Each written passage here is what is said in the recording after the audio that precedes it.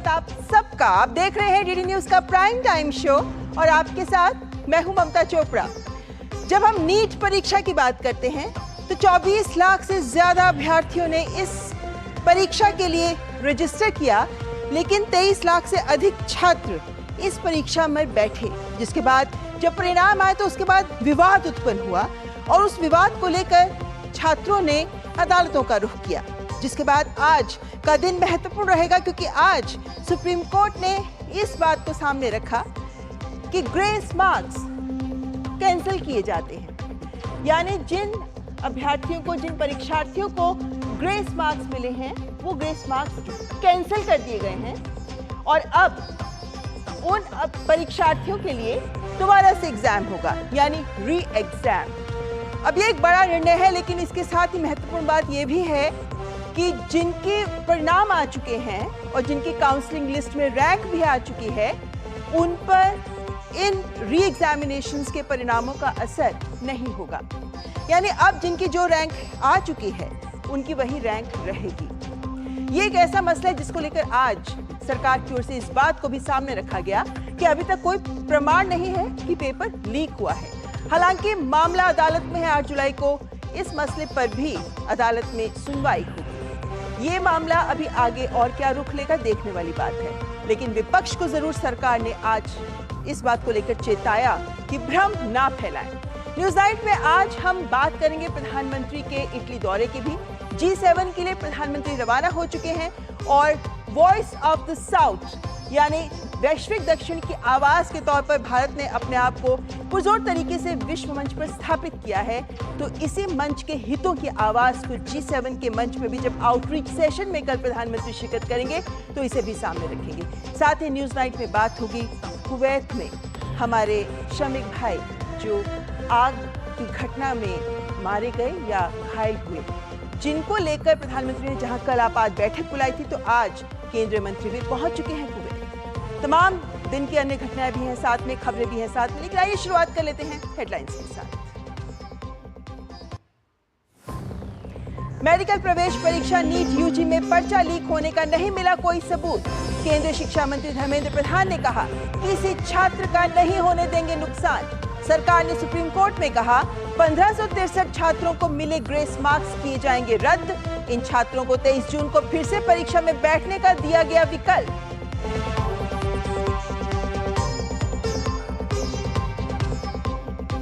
Kuwait में हताहत हुए भारतीयों की मदद के लिए एक्शन मोड में केंद्र सरकार। दौरे पर पहुंचे विदेश राज्य मंत्री कीर्तिवर्धन सिंह ने अस्पताल का दौरा कर घायलों का पूछा हाल, हर संभव मदद का दिया आश्वासन। कुवैत के विदेश मंत्री अब्दुल्ला अली अल याहिया से मुलाकात पर सहयोग के प्रति जताया आभार। प्रधानमंत्री नरेंद्र मोदी G7 बैठक में हिस्सा लेने के लिए इटली के दौरे पर हुए रवाना। भारत इटली रणनीतिक साझेदारी को मजबूत करने पर दिया बल। प्रशांत और भूमध्य सागरीय क्षेत्रों में सहयोग बढ़ाने की प्रतिबद्धता को किया जाहिर। आउटरीच सत्र में AI, ऊर्जा, अफ्रीका और भूमध्य सागर पर केंद्रित चर्चाओं का होगा आयोजन।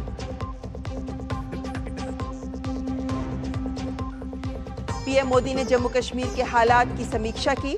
आतंकवादियों के खिलाफ कार्रवाई के दिए निर्देश। NSA अजीत डोवाल और अन्य अधिकारियों से आतंकवाद रोधी क्षमताओं का पूरा इस्तेमाल करने को कहा। केंद्रीय गृह मंत्री अमित शाह से फोन पर बातचीत कर की चर्चा।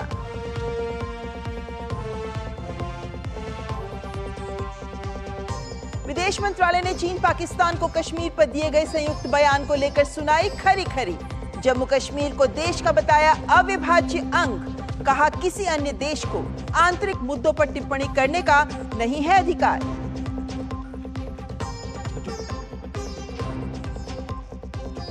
अरुणाचल प्रदेश में पेमा खांडू ने संभाला मुख्यमंत्री पद का दायित्व। तीसरी बार ली मुख्यमंत्री पद की शपथ। 11 अन्य मंत्रियों ने भी ली शपथ और गोपनीयता की शपथ। 14 मीन वजन बनाए गए राज्य के उप मुख्यमंत्री। और मौसम विभाग ने उत्तर प्रदेश, बिहार और झारखंड में लू का अलर्ट किया जारी। सिक्किम में भारी बारिश के कारण पश्चिम बंगाल के कलिम्पोंग पास तीस्ता नदी के किनारे स्थित कई घर हुए जलमग्न। शुरुआत कर लेते हैं नीट की खबर से, क्योंकि नीट परीक्षा को लेकर आज सुप्रीम कोर्ट में सुनवाई के बाद अब स्थिति यह है कि ग्रेस मार्क्स खारिज कर दिए गए हैं।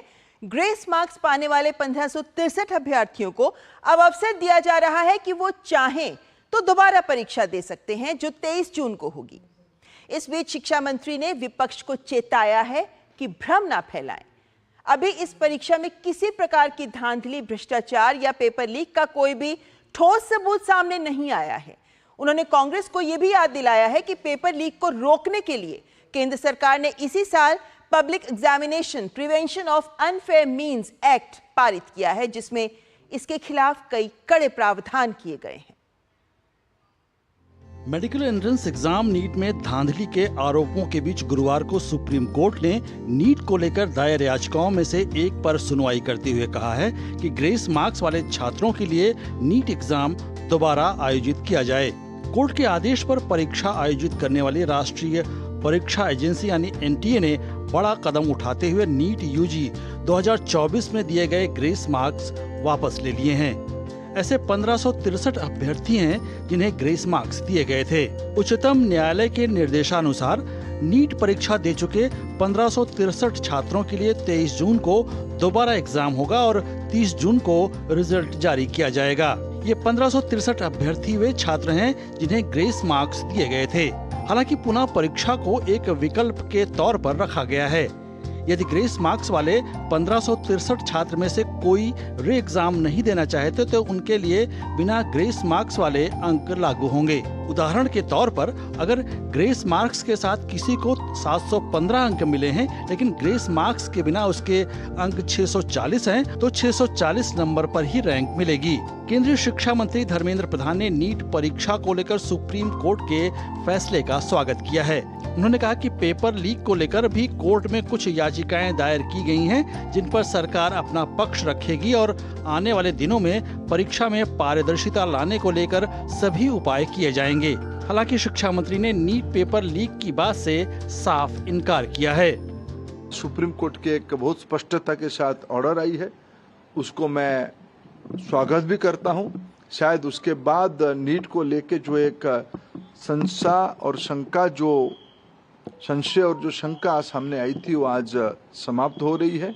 हमें पूरा पारदर्शिता, कुछ विषय क्वेश्चन लीक की भी आई है, कुछ रिट पिटीशन उसके ऊपर भी लगी और सुप्रीम कोर्ट की संज्ञान में है, उसके ऊपर भी सरकार अपना स्पष्ट मत रखेगा।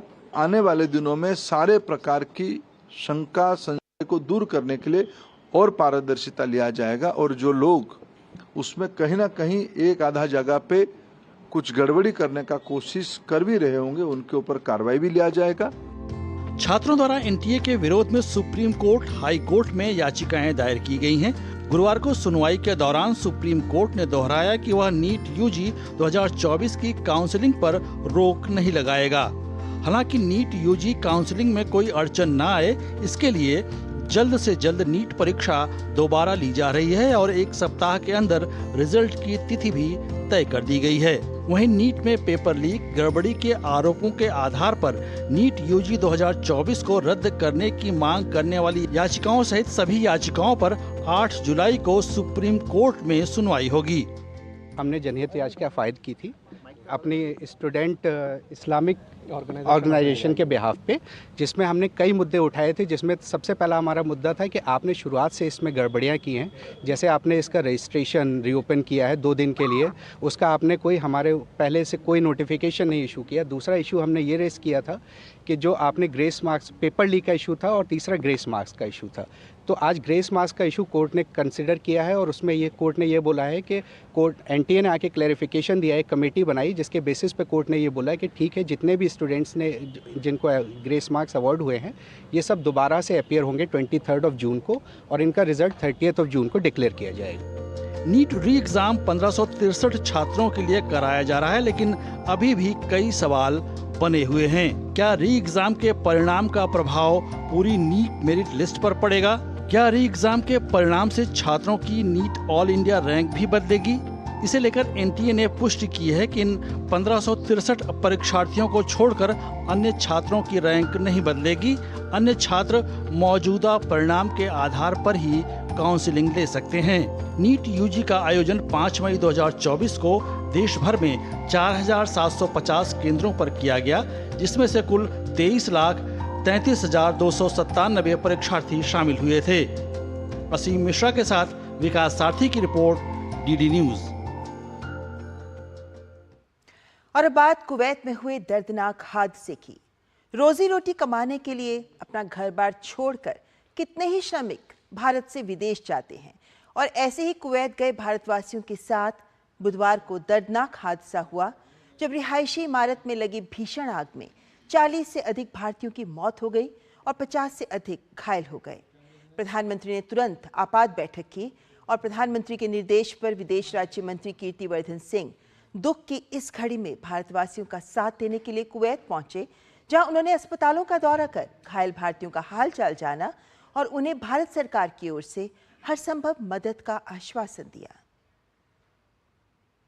दक्षिणी कुवैत के मंगफ शहर में बुधवार को 6 मंजिला इमारत में लगी भीषण आग में हताहत हुए भारतीयों की मदद के लिए न सिर्फ कुवैत सरकार बल्कि भारत सरकार भी एक्शन मोड में काम कर रही है। प्रधानमंत्री नरेंद्र मोदी के निर्देश पर विदेश राज्य मंत्री कीर्तिवर्धन सिंह कुवैत पहुंचे। उन्होंने कुवैत के जाबेर अस्पताल और मुबारक अल कबीर अस्पताल का दौरा कर हादसे में घायल भारतीयों का हालचाल जाना। उन्होंने भारत सरकार की ओर से हर संभव मदद का आश्वासन दिया। उन्होंने भारतीयों की अच्छी देखभाल करने के लिए अस्पताल के अधिकारियों, डॉक्टरों और नर्सों की सराहना की। विदेश राज्य मंत्री कीर्तिवर्धन सिंह ने कुवैत के विदेश मंत्री अब्दुल्ला अली अल याहिया से भी मुलाकात की। कुवैत के विदेश मंत्री ने दुखद दुर्घटना पर संवेदना व्यक्त की और हादसे में मारे गए भारतीयों के पार्थिव शरीर की शीघ्र स्वदेश वापसी, घायलों की चिकित्सा और दुर्घटना की जांच में पूर्ण सहयोग का भरोसा दिया। विदेश राज्य मंत्री कीर्तिवर्धन सिंह ने कुवैत सरकार द्वारा दिए जा रहे सहयोग के लिए आभार जताया। उन्होंने कहा कि मृतकों की पहचान होते ही वायुसेना का विमान भारतीयों के शवों को वापस ले जाने के लिए तैयार है। विदेश राज्य मंत्री कीर्तिवर्धन सिंह ने कुवैत के उप प्रधानमंत्री शेख फहद यूसुफ सऊद अल सबा से भी मुलाकात की। कुवैत के उप प्रधानमंत्री ने बताया कि महामहिम अमीर ने सभी आवश्यक सहायता और सहयोग सुनिश्चित करने के निर्देश दिए हैं। विदेश राज्य मंत्री ने कुवैती अधिकारियों द्वारा प्रदान की जा रही सक्रिय सहायता के लिए कुवैत के नेतृत्व को धन्यवाद दिया। कुवैत में पेश आए दर्दनाक हादसे पर बुधवार को ही प्रधानमंत्री नरेंद्र मोदी ने समीक्षा बैठक की थी। प्रधानमंत्री राहत कोष से मृतक भारतीयों के परिजनों को 2 लाख रुपए की आर्थिक मदद देने की घोषणा की गई है। विदेश मंत्रालय के मुताबिक घायलों का इलाज कुवैत के 5 सरकारी अस्पतालों अदन, जाबेर, फरवानिया, मुबारक अल कबीर और जहरा में हो रहा है। अधिकांश मरीजों की हालत स्थिर है। इस हादसे में मरने वाले सबसे ज्यादा लोग केरल के हैं।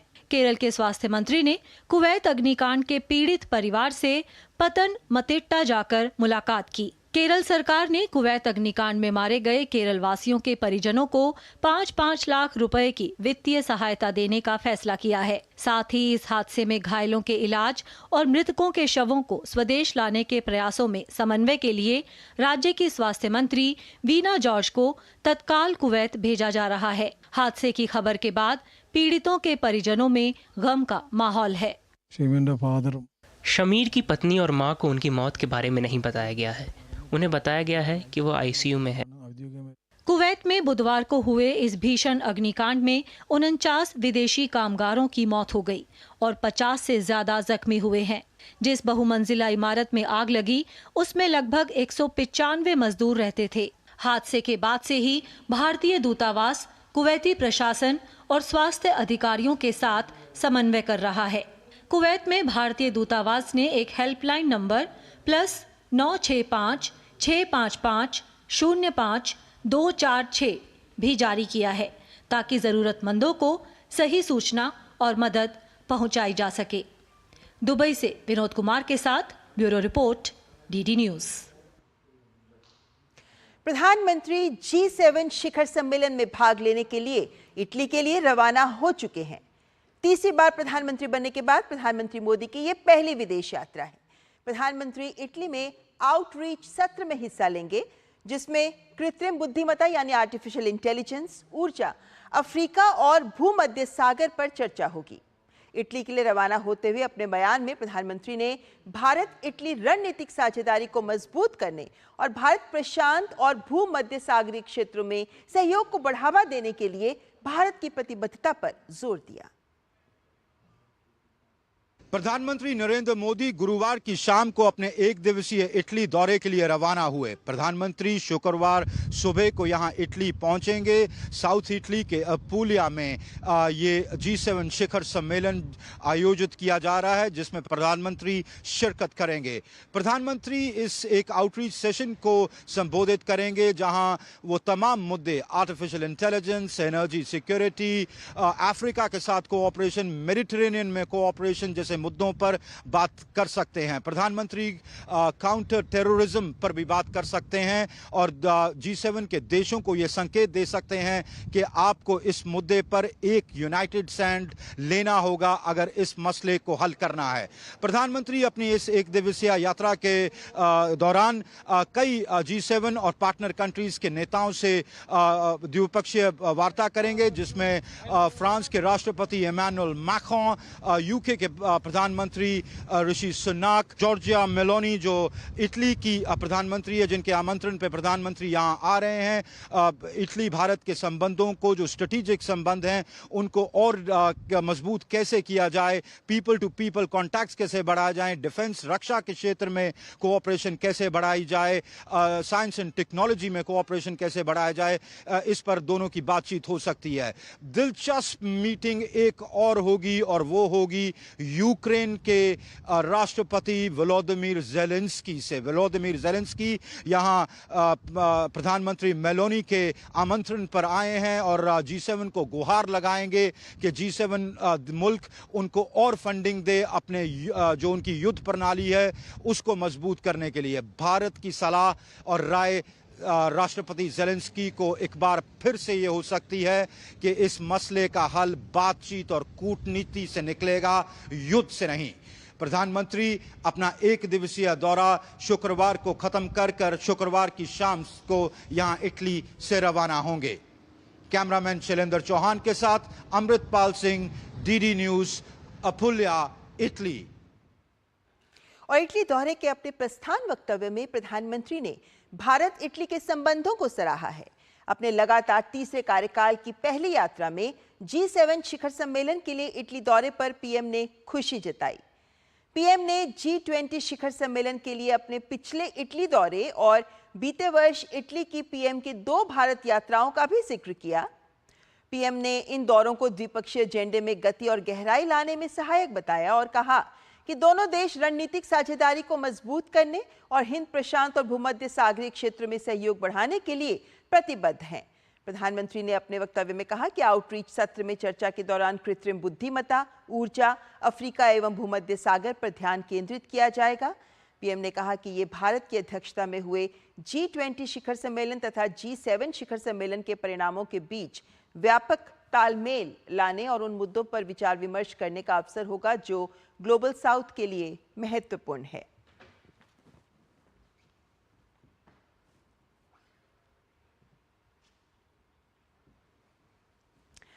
तो जाहिर है कि G7 के इस शिखर सम्मेलन में प्रधानमंत्री नरेंद्र मोदी का पहुंचना टाइमिंग के हिसाब से भी बहुत महत्वपूर्ण है और साथ ही भारत का इस मंच पर अपनी उपस्थिति दर्ज कराना वैश्विक साउथ के लिए भी महत्वपूर्ण है। लेकिन क्या है G7? कुछ तथ्य आपके सामने रखते हैं, कुछ फैक्ट्स आपके सामने रखते हैं, क्योंकि G7 दरअसल जैसे कि नाम से ही स्पष्ट है, G7 यानी 7 देशों का समूह और जो देश इसमें आते हैं उसमें यूएस और कनाडा के अलावा अगर हम यूरोप की बात करें तो इसमें फ्रांस, जर्मनी और इटली आते हैं और एशिया से जापान भी इसमें शामिल है। लेकिन G7 के आगे भी और प्रतिबद्धताएं हैं। लेकिन G7 की अगर हम बात करते हैं तो यहाँ देखें तो इसका महत्व इन मायनों में भी अधिक है कि वैश्विक सकल घरेलू उत्पाद की अगर हम बात करें तो लगभग विश्व का 45% इन देशों से ही आता है। विश्व की 10% से अधिक आबादी का प्रतिनिधित्व करते हैं। हालांकि आबादी कम, लेकिन जीडीपी में, वैश्विक जीडीपी में इनका योगदान काफी अधिक है। दरअसल 1998 में रूस को भी इसमें शामिल किया गया, जिसके बाद ये G8 भी कहलाने लगा। लेकिन उसके बाद 2014 में जब रूस ने क्रीमिया पर आक्रमण किया, उस विवाद के बाद से रूस की सदस्यता G8 से हटा दी गई, जिसके बाद अब फिर से ये G7 ही कहलाने लगा है। इसके अलावा अगर हम देखें तो पाते हैं कि वार्षिक शिखर सम्मेलन में जो निर्णय लिए जाते हैं ये गैर बाध्यकारी होते हैं, यानी बाध्यकारी नहीं होते। 14 जून 2024 को ही, जैसा हम जानते हैं कल की तारीख है ये, जब इटली में 50वां G7 शिखर सम्मेलन हो रहा है और इसमें ही शामिल होने के लिए प्रधानमंत्री भी जा रहे हैं।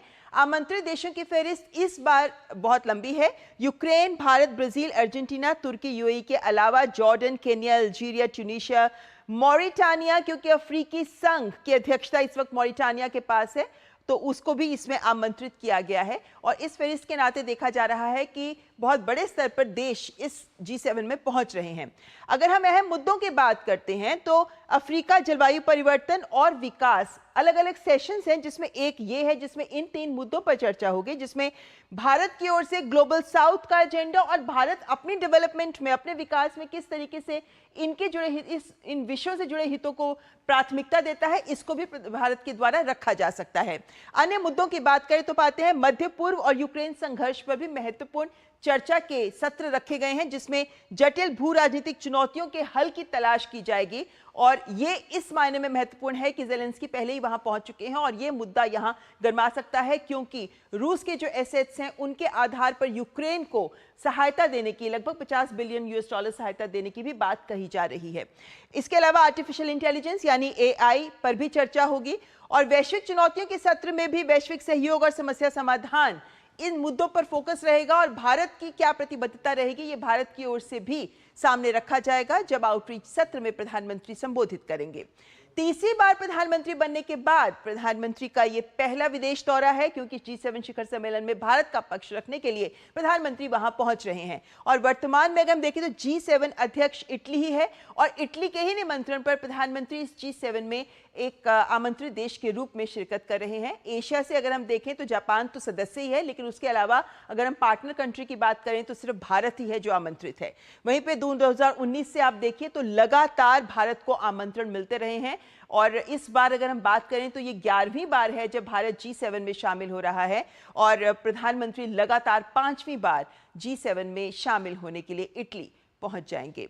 और ऐसे में G7 सम्मेलन में जाहिर है कि जो देशों के राष्ट्राध्यक्ष वहां पर उपस्थित हैं उनके साथ प्रधानमंत्री के वार्ताओं के भी जानकारी कुछ देर में सामने आ सकती है, क्योंकि ये महत्वपूर्ण रहेगा कि जब राष्ट्राध्यक्ष वहां उपस्थित होंगे तो प्रधानमंत्री की मुलाकातें भी उनके साथ होंगी। साथ ही आउटरीच सत्र जो हम लगातार आपको बता रहे हैं, इसमें प्रधानमंत्री नरेंद्र मोदी अपना संबोधन प्रस्तुत करेंगे, जिसमें भारत की ओर से वैश्विक साउथ, भूमध्य सागर, हिंद प्रशांत, इन सभी के हितों से जुड़े मुद्दों को सामने रखा जाएगा। और ये आउटरीच सत्र इन मायनों में महत्वपूर्ण होगा कि भारत जब वॉइस ऑफ ग्लोबल साउथ की आवाज बनकर उभर रहा है तो उनके हितों को कैसे G7 की सोच के साथ सामंजस्य स्थापित करेगा। तो ये तमाम विभिन्न मुद्दे हैं जिनके ऊपर भारत की ओर से प्रतिबद्धताएं जाहिर की जाएंगी, भारत का पक्ष भी सामने रखा जाएगा। लेकिन इस वक्त ये महत्वपूर्ण है जानना कि G7 के मंच पर जब भारत पहुंचेगा तो क्या व्यापक प्रभाव पड़ सकता है, और साथ ही G7 के मंच पर चर्चा के जो व्यापक मुद्दे हैं वो भी वैश्विक स्तर पर कितने महत्वपूर्ण हैं। करेंगे इन मुद्दों पर चर्चा, लेकिन उससे पहले यहां रुकेंगे एक ब्रेक के लिए। आप देखते रहें news night.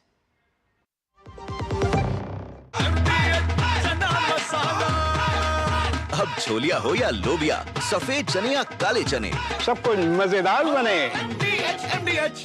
Doctor ortho oil के रेगुलर मसाज से जॉइंट हेल्थी रहते हैं, और अगर प्रॉब्लम बहुत पुरानी है तो डॉक्टर ऑर्थो कैप्सूल्स साथ लेना ना भूलें। अब दर्द भी घुटने टेकेगा। बात जब पीढ़ियों के लिए बनने वाले घर की हो तो जिम्मेदारी बड़ी हो जाती है। गैलेंट समझता है ये जिम्मेदारी। अब डबल M रिब्स के साथ गैलेंट एडवांस TMT रीबार, निर्माण का रियल हीरो। जल्दी करो यार, प्लीज जल्दी। दूसरा कोई मैच है क्या? ऐसा ही कुछ है यार, बैंक जाना है दादाजी को लेके। हाँ यार, उम्र होने पर कभी कभी मदद तो लगती है, पर बैंकिंग में नहीं। वैसे भी RBI कहता है सीनियर सिटीजन सबसे पहले। अगर आप 70 साल से ऊपर हैं और आप बैंक नहीं जा सकते तो बैंक आएगा आपके पास जरूरी सेवाएं लेकर, वो भी वाजिब दरों पर। सीनियर सबसे पहले। RBI कहता है जानकार बनिए, सतर्क रहिए। स्वाद से सबको दीवाना कर दे, दीवाना कर दे। पिता का चाय, गजब का स्वाद। वो मिस्टर विकास की फाइल। आप पॉलिसी बाजार। मैम, आपका हेल्थ इंश्योरेंस क्लेम अप्रूव हो गया है। अब आप सर को घर ले जा सकती हैं। क्लेम के टाइम पे हमेशा आपकी हेल्प को तैयार। पॉलिसी बाजार, 1 करोड़ का हेल्थ इंश्योरेंस सिर्फ 390 रुपए महीने से शुरू। Curiosity can take you to some out of the world places. Took me to the moon today. Curious about this place? Scan this QR code before I take it off with my Seat tires. Seat, crafted for the curious. जीरा से प्यास बुझाए, digestion के लिए मस्त, शरीर में नमक पानी का बैलेंस बनाए। सिप सिप जीरा सिप इंडीज का जर्नी और जीरा सिप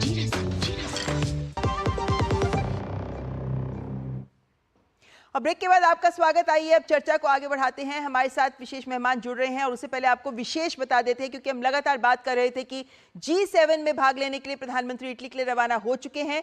और इससे जुड़ा हमारा आज का विशेष जो कहता है G7 भारत की भागीदारी तथा ग्लोबल साउथ। चर्चा के लिए हमारे साथ स्टूडियो में जुड़े हैं एम्बेसडर संजय भट्टाचार्य, जो विदेश मंत्रालय के पूर्व सचिव। बहुत बहुत स्वागत आपका एम्बेसडर। हमारे को ये सबसे पहले जानना, हम समझना चाहेंगे कि जब प्रधानमंत्री रवाना हो रहे थे इटली के लिए, उस वक्त उनका तरफ से जो वक्तव्य आया है उसमें कुछ बिंदु हैं जिन्हें सामने रखा गया है, जिसमें भूमध्य सागर आता है, जिसमें इटली के साथ द्विपक्षीय संबंध भी आते हैं, जिसमें हिंद प्रशांत क्षेत्र का भी जिक्र किया गया है। G7 के मंच पर प्रधानमंत्री के द्वारा इस वक्तव्य के आधार पर समझना चाहते हैं, क्या ये संकेत कि भारत की प्राथमिकताएं क्या रहेंगी? आप देखिए, जो G7 का जो संगठन हुआ था वो एक क्राइसिस में शुरू हुआ था। आज फिर से हम देखते हैं कि विश्व में वैसा ही एक क्राइसिस का सिचुएशन है, जहाँ पे पहले तो अर्थनीति की ओर से काफ़ी हम लोग देखते हैं कि प्रगतिशील देश अभी धीमा हो गए हैं। दूसरा, शांति और सुरक्षा के प्रगति से हम लोग देख रहे हैं कि यूक्रेन में और गाज़ा में जो संघर्ष चल रहा है उससे काफ़ी प्रभाव हो रहा है।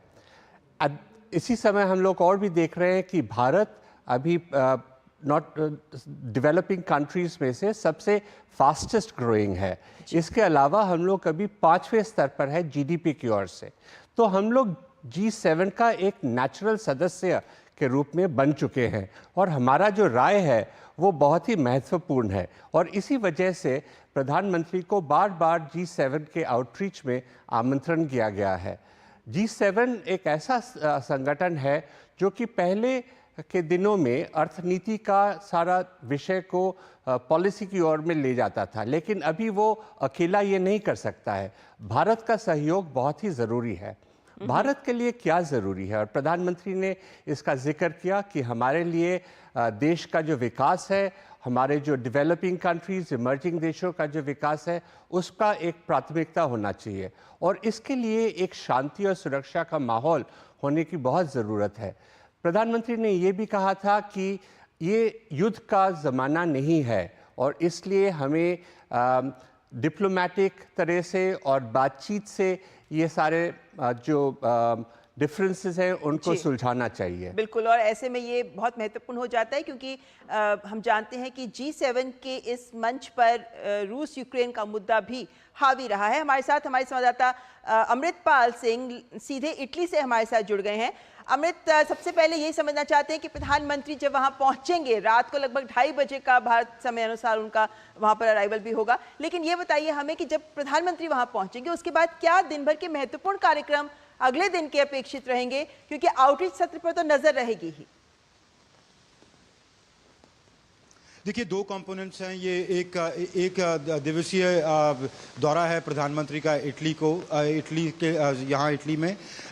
2 कंपोनेंट्स हैं। एक है जो G7 समिट में शिरकत करना, जिसमें बेसिकली क्योंकि भारत स्मूह का मेंबर नहीं है तो पार्टनर कंट्री की हैसियत से भारत को इनवाइट किया जा रहा है, तो आउटरीच सेशन एड्रेस करेंगे एक तो प्रधानमंत्री।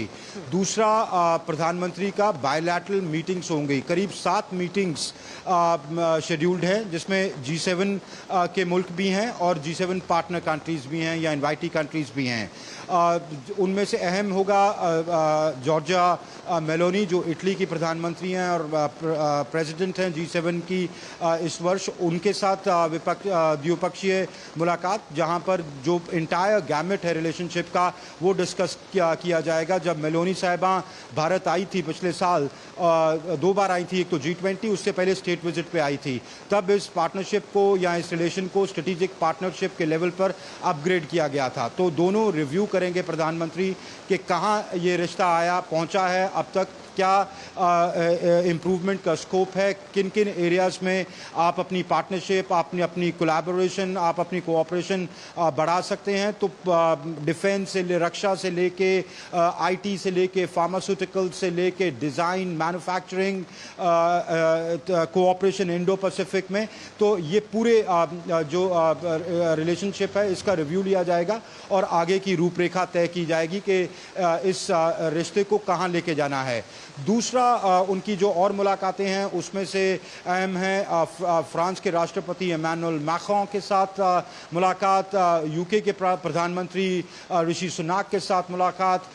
दिलचस्प होगा देखना जब वो यूक्रेन के राष्ट्रपति वोलोदिमीर ज़ेलेंस्की से मिलेंगे, क्योंकि ज़ेलेंस्की यहाँ प्रधानमंत्री मेलोनी के आमंत्रण पर आए हैं, वो भी G7 का हिस्सा नहीं है।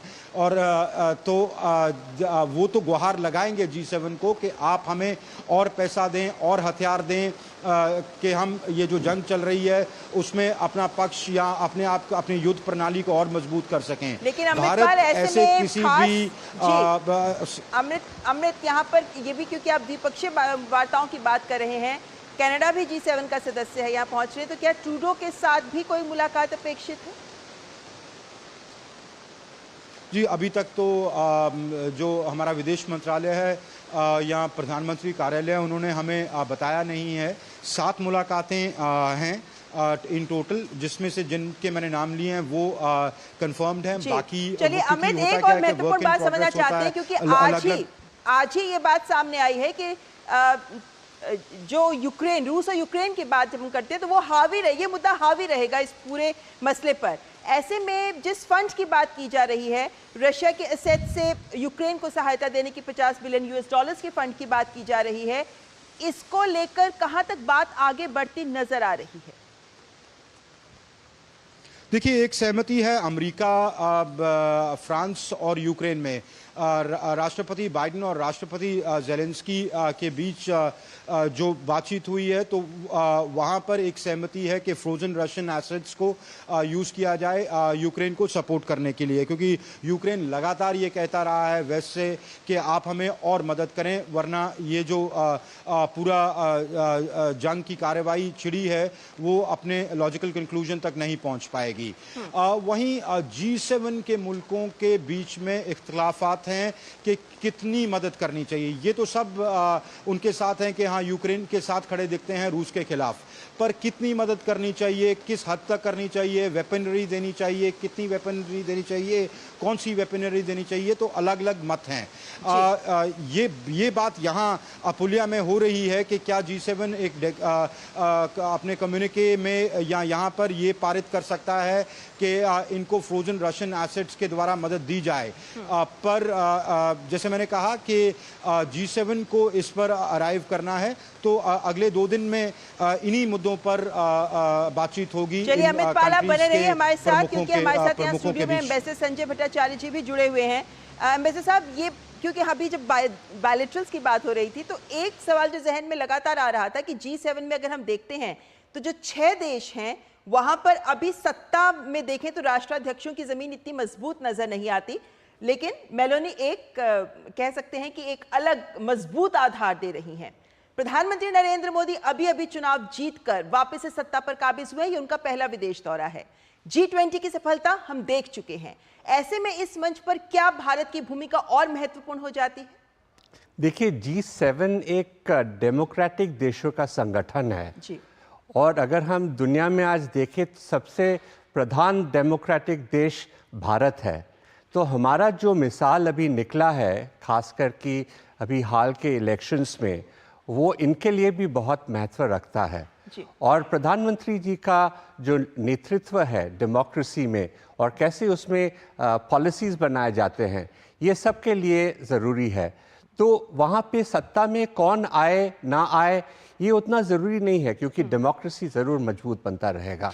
और इसी संदर्भ में जो इंडो पैसिफिक का भी जो मसला जो बनेगा, इसमें फिर से एक इंडिया का बहुत अहम रोल रहेगा।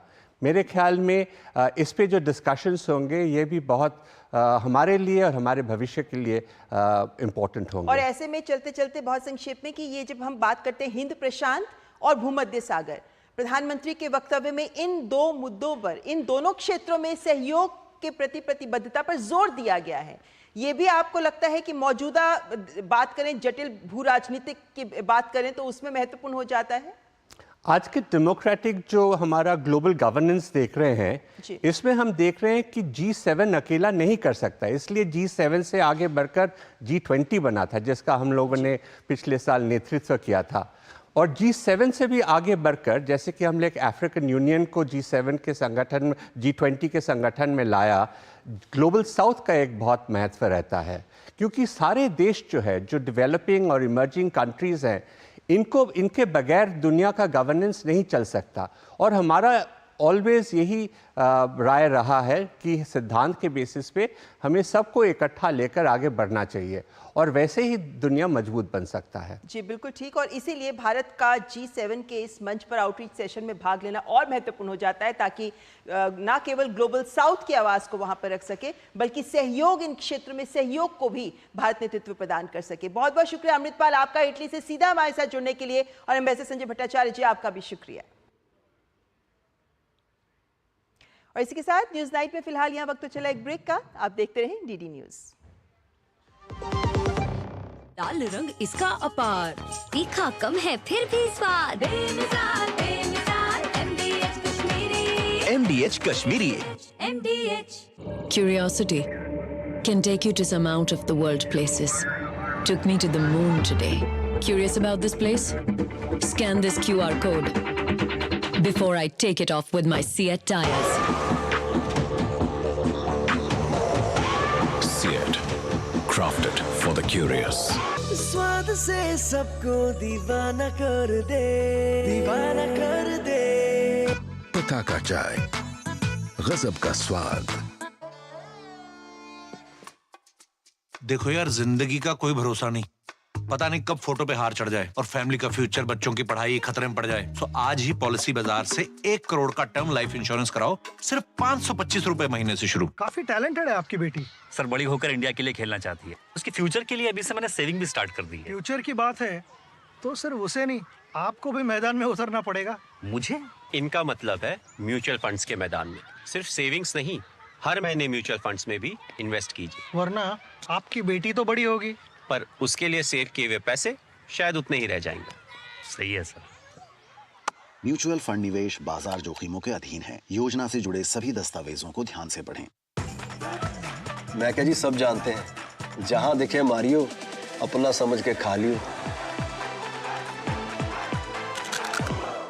MDH का किचन किंग किचन में हो तो हम सब कुछ बना सकते हैं। बैंगन का भरता, आलू गोभी, भिंडी मसाला और भी बहुत कुछ। MDH। केंद्र शासित प्रदेश जम्मू कश्मीर को लेकर चीन और पाकिस्तान के संयुक्त बयान पर विदेश मंत्रालय ने कड़ी आपत्ति जताई है। विदेश मंत्रालय ने कहा है कि हमने 7 जून 2024 को चीन और पाकिस्तान के संयुक्त बयान में केंद्र शासित प्रदेश जम्मू कश्मीर को लेकर की गई अनुचित टिप्पणी को संज्ञान में लिया है। विदेश मंत्रालय ने कहा कि वे ऐसे संदर्भों को साफ तौर पर अस्वीकार करते हैं। केंद्र शासित प्रदेश जम्मू कश्मीर और केंद्र शासित प्रदेश लद्दाख भारत के अभिन्न और अविभाज्य अंग हैं और हमेशा रहेंगे। किसी अन्य देश को इस पर टिप्पणी करने का कोई अधिकार नहीं है। चीन पाकिस्तान के संयुक्त बयान में तथाकथित चीन पाकिस्तान आर्थिक गलियारे के तहत गतिविधियों और परियोजनाओं का भी उल्लेख किया गया है, जिनमें से कुछ पाकिस्तान के अवैध कब्जे के तहत भारत के संप्रभु क्षेत्र में है। विदेश मंत्रालय ने कहा कि हम भारत की संप्रभुता और क्षेत्रीय अखंडता को प्रभावित करने वाले इन क्षेत्रों पर पाकिस्तान के अवैध कब्जे को मजबूत करने या वैध बनाने के लिए अन्य देशों के किसी भी कदम का पुरजोर विरोध करते हैं और उसे अस्वीकार करते हैं।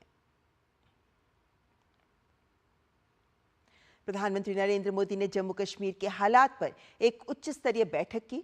सूत्रों के मुताबिक बैठक में राष्ट्रीय सुरक्षा सलाहकार अजीत डोभाल ने पीएम को स्थिति की जानकारी दी और वहां चल रहे आतंकवाद विरोधी अभियान के बारे में भी विस्तार से बताया। प्रधानमंत्री ने अरुणाचल के दौरे पर गए केंद्रीय गृह मंत्री अमित शाह से भी बात करके जम्मू कश्मीर की स्थिति पर जानकारी ली है। सूत्रों के मुताबिक पीएम ने जम्मू के उपराज्यपाल मनोज सिन्हा से भी बात की। एलजी ने पीएम मोदी को पूरी स्थिति की विस्तार से जानकारी दी।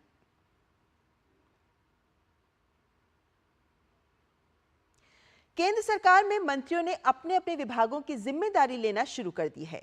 राजनाथ सिंह ने आज रक्षा मंत्री पद का कार्यभार संभाला, तो नागरिक उड्डयन मंत्री किंजरामू राममोहन नायडू ने पदभार संभालते हुए हवाई यातायात को अधिक सुगम बनाने की प्रतिबद्धता जताई। जी किशन रेड्डी ने केंद्रीय कोयला और खान मंत्री के रूप में और बंदी संजय कुमार ने गृह राज्य मंत्री का कार्यभार संभाल लिया है। मोदी 3.0 में मंत्रियों के विभागों का बंटवारा होते ही नई कैबिनेट ने कामकाज संभालकर एजेंडे पर काम शुरू कर दिया। इसी कड़ी में राजनाथ सिंह ने लगातार दूसरे कार्यकाल के लिए रक्षा मंत्री का प्रभार संभाल लिया। रक्षा राज्य मंत्री संजय सेठ ने नई दिल्ली के साउथ ब्लॉक में उनका स्वागत किया। रक्षा मंत्री ने पहले से अधिक सुरक्षित, आत्मनिर्भर और समृद्ध राष्ट्र की स्थापना के लिए नए सिरे से जोर दिया। उन्होंने कहा कि 2028 से 2029 तक 50,000 करोड़ रुपए से अधिक मूल्य के रक्षा उपकरणों के निर्यात का लक्ष्य है। रक्षा मंत्री ने पूर्व सैनिकों के कल्याण पर ध्यान केंद्रित करते हुए पहले 100 दिनों की कार्य योजना पर समीक्षा बैठक की अध्यक्षता की और अधिकारियों को कड़ी मेहनत करने और योजना को पूरा करने का निर्देश दिया। दोबारा प्रधानमंत्री जी ने यह जिम्मेदारी रक्षा मंत्रालय की दी है। मैं समझता हूं कि जो हमारे पहले प्रायोरिटीज थी वही आगे भी हमारी प्रायोरिटीज रहेंगी और भारत की अभेद्य सुरक्षा और साथ ही साथ भारत की अजेय सेना और हमारे सैनिकों का कल्याण, ये हमारी प्रायोरिटीज में विशेष रूप से शामिल है। यानी हम चाहते हैं एक सशक्त भारत का निर्माण हो, आत्मनिर्भर भारत का निर्माण हो। मोदी 3.0 मंत्रिमंडल में शामिल होने के बाद केंद्रीय मंत्री धर्मेंद्र प्रधान ने भी शास्त्री भवन स्थित शिक्षा मंत्रालय में अपना पदभार ग्रहण कर लिया। उनके साथ शिक्षा राज्य मंत्री जयंत चौधरी और डॉक्टर सुकांत मजूमदार भी मौजूद रहे। उन्होंने कहा कि वो और उनकी टीम NEP 2020 के कार्यान्वयन में नई जमीन तैयार करने और भारत को 21वीं सदी की ज्ञान अर्थव्यवस्था के रूप में स्थापित करने के लिए प्रधानमंत्री के नेतृत्व और मार्गदर्शन में काम करेगी। भारत की जो डेमोग्राफिक डिविडेंड आने वाले 25 साल तक रहेगा, उस डेमोग्राफिक डिविडेंड को भारत की रिक्वायरमेंट को पूरा करते हुए ग्लोबल नेसेसिटी को पूरा करने के लिए हमारी स्टूडेंट्स एंड यूथ फोर्स को कैसे तैयार किया जाए, ये school, higher education and skill department से ही होगा। केंद्रीय मंत्री किंजरापू राममोहन नायडू ने नागरिक उड्डयन मंत्री के तौर पर पदभार संभाल लिया। इस दौरान नागर विमानन राज्य मंत्री मुरलीधर मोहोल भी मौजूद रहे। पदभार संभालते ही उन्होंने अगले 100 दिन का एक्शन प्लान बनाने की बात कही। उन्होंने कहा कि वो प्रत्येक नागरिक के लिए हवाई यात्रा को अधिक सुलभ और सुविधाजनक बनाने के लिए काम करेंगे। साथ ही टियर 2 और टियर 3 शहरों को हवाई यात्रा से जोड़ने को अपनी प्राथमिकता बताया। We will make civil aviation or the air travel in this country more approachable to the common man of this country and more easily accessible. And by meaning accessible, I want the prices also to be affordable to the common customer. केंद्रीय मंत्री जी किशन रेड्डी ने भी केंद्रीय कोयला और खान मंत्री के रूप में कार्यभार संभाल लिया। इस दौरान केंद्रीय मंत्री प्रहलाद जोशी, कोयला और खान राज्य मंत्री सतीश चंद्र दुबे भी मौजूद रहे। पदभार संभालने के बाद जी किशन रेड्डी ने कहा कि कोयला और खनन क्षेत्र में भारत को आत्मनिर्भर बनाने की दिशा में दृढ़ संकल्प, समर्पण, ईमानदारी और पारदर्शिता के साथ काम करेंगे। भाजपा की तेलंगाना इकाई के पूर्व अध्यक्ष बंदी संजय कुमार ने भी केंद्रीय गृह राज्य मंत्री के रूप में अपना पदभार संभाल लिया है।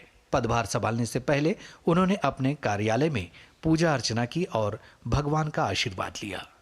Bureau report, DD news. आगे बढ़ने से पहले यहाँ रुकेंगे एक ब्रेक के लिए। आप देखते रहें न्यूज़ नाइट।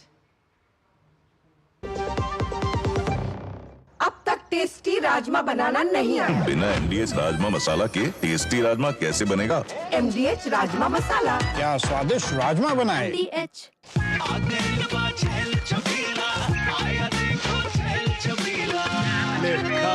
अच्छा भैया, मेरी गाय को भी अपने हाथों से चारा खिला दो। अरे खिलाई देते हैं। हमारी गाय भैया।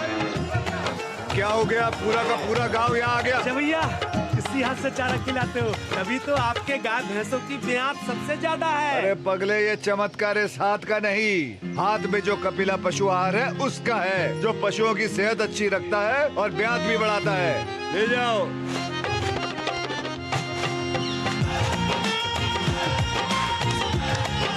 कपिला, देश का नंबर 1 पशु आहार। शुक्ला बता रहा था आपके बाबूजी ने जायदाद का कुछ हिस्सा नौकर के नाम कर दिया। अब नौकर हर काम अपना घर समझ के करेगा। समरकूल, जो हर दिल करे कबूल। बात जब पीढ़ियों के लिए बनने वाले घर की हो तो जिम्मेदारी बड़ी हो जाती है। गैलेंट समझता है ये जिम्मेदारी। अब डबल M रिब्स के साथ गैलेंट एडवांस TMT रीबार, निर्माण का रियल हीरो। गोल्डी छोले मसाले, जहाँ जाए रिश्ते बनाए। जहाँ जाए रिश्ते बनाए, गोल्डी मसाले। पूर्वोत्तर के सबसे महत्वपूर्ण राज्य अरुणाचल प्रदेश में आज नई सरकार का गठन हो गया है। राज्य में पेमा खांडू ने आज बतौर मुख्यमंत्री तीसरी बार अपना कामकाज संभाल लिया है।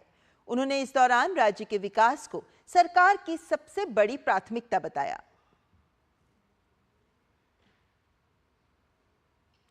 इससे पहले पेमा खांडू ने अरुणाचल प्रदेश के मुख्यमंत्री के रूप में पद एवं गोपनीयता की शपथ ली। पेमा खांडू ने तीसरी बार राज्य की कमान संभाली है। उनके साथ 11 मंत्रियों ने भी शपथ ली। शपथ ग्रहण समारोह राजधानी ईटानगर में आयोजित हुआ।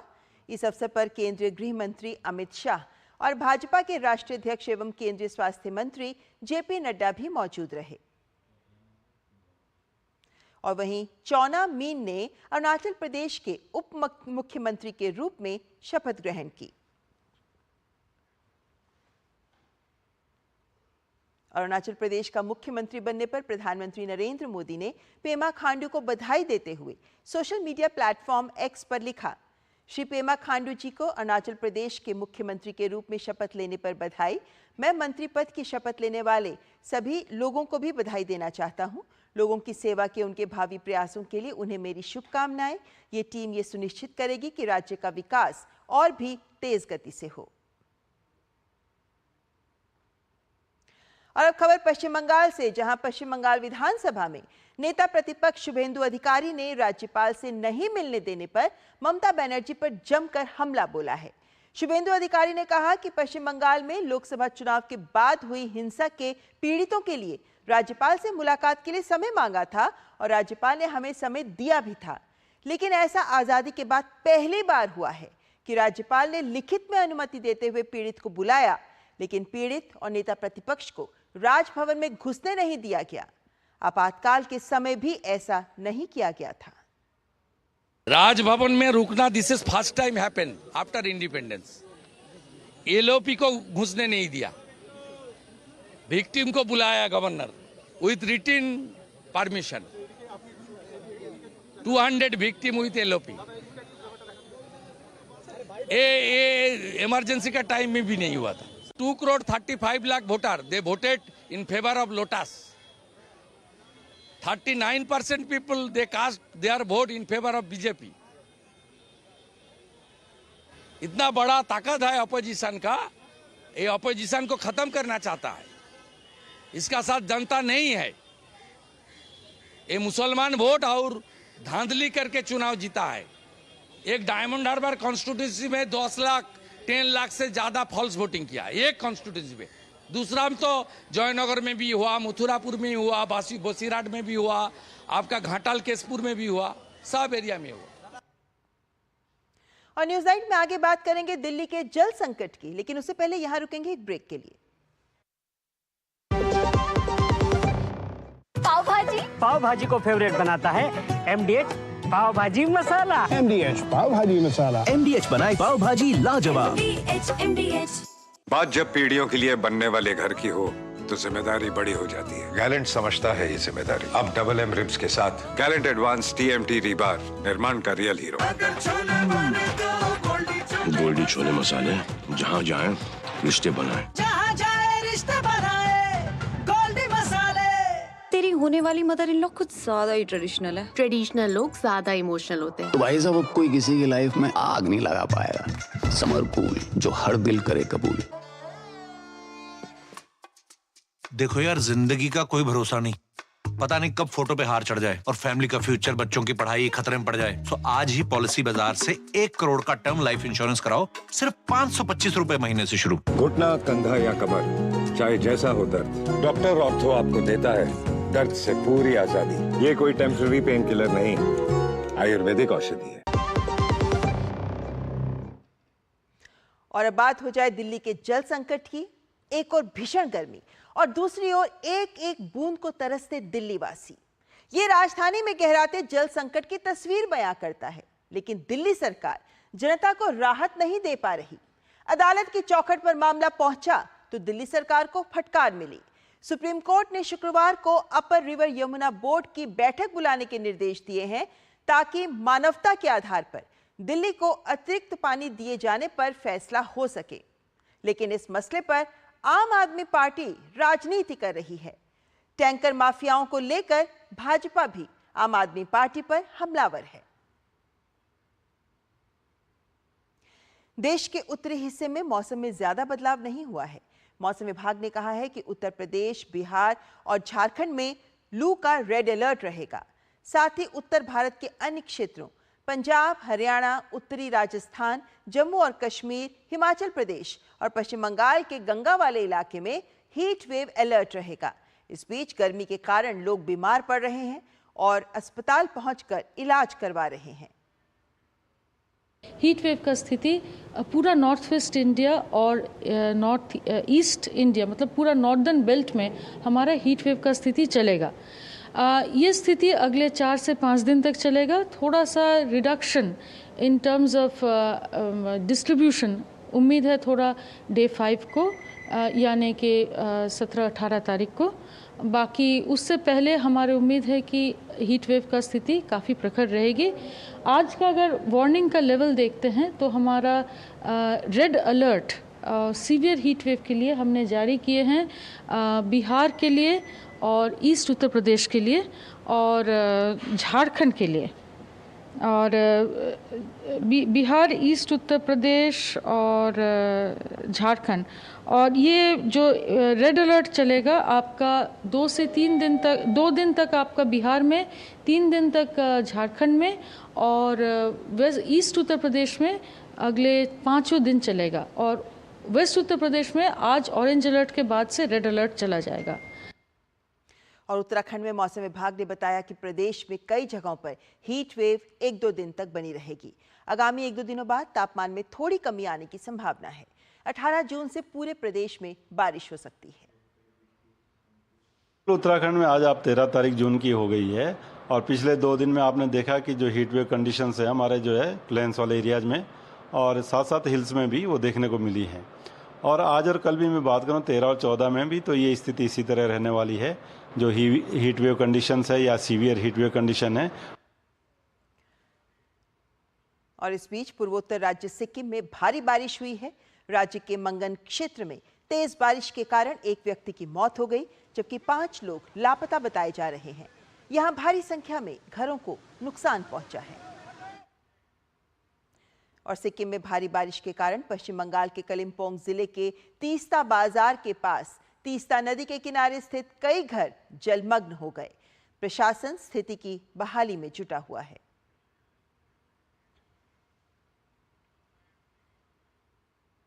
और न्यूज़ 8 के अंत में आपको छोड़े जा रहे हैं देश से जुड़ी कुछ अन्य महत्वपूर्ण खबरों के साथ। आप देखिए ये खबरें। हमारी पूरी टीम को दीजिए इजाजत। नमस्कार। एक बार फिर पीके मिश्रा प्रधानमंत्री के प्रधान सचिव बने रहेंगे। वहीं अजीत डोवाल लगातार तीसरी बार एनएसए के पद पर कायम रहेंगे। वहीं अमित खरे और तरुण कपूर भी पीएम के सलाहकार बने रहेंगे। जीएसटी परिषद की 53वीं बैठक 22 जून को नई दिल्ली में होगी। इससे पहले 52वीं जीएसटी परिषद की बैठक 7 अक्टूबर 2023 को नई दिल्ली के सुषमा स्वराज भवन में हुई थी। केंद्रीय वित्त मंत्री निर्मला सीतारमण की अध्यक्षता में हुई बैठक में जीएसटी परिषद ने व्यापार सुविधा बढ़ाने की दिशा में विभिन्न उपायों के साथ साथ जीएसटी दरों में कुछ बदलाव किए थे। पापुआ न्यू गिनी में आए विनाशकारी भूस्खलन से मची तबाही को देखते हुए भारत ने मदद का हाथ बढ़ाया। भारत ने पापुआ न्यू गिनी के लिए राहत और सहायता प्रदान करने के लिए $1 मिलियन अमेरिकी की तत्काल वित्तीय सहायता की घोषणा के तहत आज लगभग 19 टन मानवीय सहायता और आपदा राहत आपूर्ति की एक खेप को लेकर विमान रवाना हुआ। महाराष्ट्र के उप मुख्यमंत्री अजीत पवार की पत्नी सुनेत्रा पवार ने गुरुवार को राज्यसभा के लिए नामांकन पत्र दाखिल किया। एनसीपी अजीत गुट के सांसद प्रफुल्ल पटेल के इस्तीफे के बाद यह सीट खाली हुई थी। नामांकन पर सुनेत्रा पवार ने कहा कि उन्हें खुशी है कि पार्टी ने उन पर विश्वास जताया है। नागपुर के धमाना में एक पटाखा फैक्ट्री में आग लगने से 6 लोगों की मौत हो गई और 4 लोग गंभीर रूप से जल गए हैं। घायलों को इलाज के लिए नागपुर के एक निजी अस्पताल में भर्ती किया गया है। लोकसभा चुनाव में प्रधानमंत्री नरेंद्र मोदी की जीत और लगातार दूसरी बार विदेश मंत्री बनाए जाने के लिए बधाई संदेश को लेकर विदेश मंत्री डॉक्टर एस जयशंकर ने इजराइल के विदेश मंत्री यिसराएल काट्ज का आभार जताया। उन्होंने सोशल मीडिया प्लेटफॉर्म एक्स पर लिखा, आज शाम विदेश मंत्री यिसराएल काट्ज का फोन आया, हार्दिक बधाई के लिए उन्हें धन्यवाद दिया। भारत इजराइल के बीच पारस्परिक सहयोग जारी रखने की प्रतिबद्धता दोहराई। साथ ही क्षेत्रीय हालात पर भी चर्चा हुई।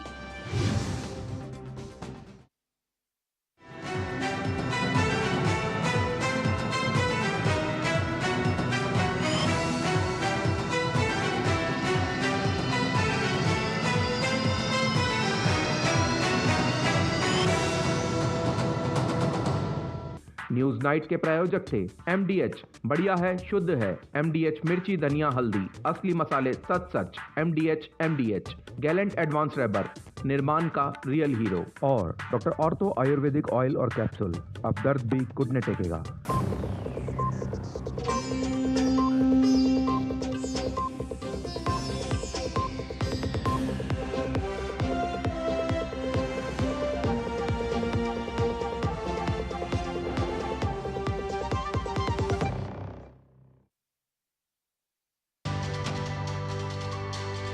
नए कानून लोगों की भलाई पर जोर देते हैं, लेकिन जानकारी की कमी के चलते नए कानून को लेकर कई तरह की भ्रांतियां, सवाल और शंकाएं हैं। तो चलिए आज बात करते हैं नए कानूनों को लेकर फैलाए जा रहे मिथक और सच्चाई की।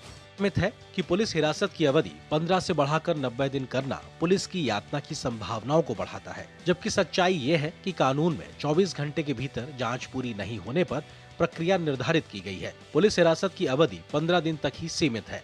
BNSS के तहत लागू 60 से 90 दिनों की कुल अवधि में से 40 और 60 दिनों की अवधि के भीतर आंशिक या पूरी पुलिस हिरासत ली जा सकती है। पुलिस हिरासत देने में न्यायालय का विवेक पहले की ही तरह बरकरार रखा गया है। अगर आरोपी जमानत का पात्र है तो पहले 15 दिनों से अधिक की पुलिस हिरासत आरोपी की जमानत में बाधा नहीं बनेगी।